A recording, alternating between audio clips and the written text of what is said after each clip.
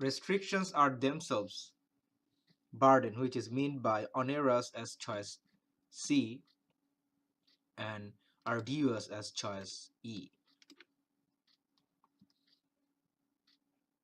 And they cannot be considered as deliberate or intentional deed meant by choice F.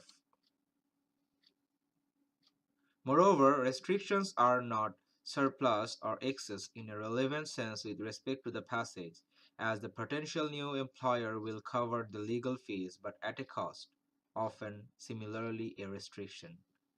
So choice A is also eliminated.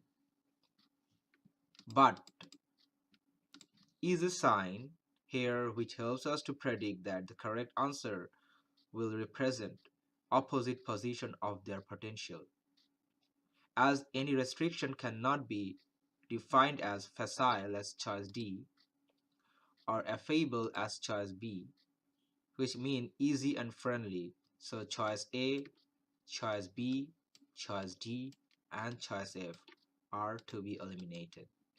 So the correct answers are choice C and choice E.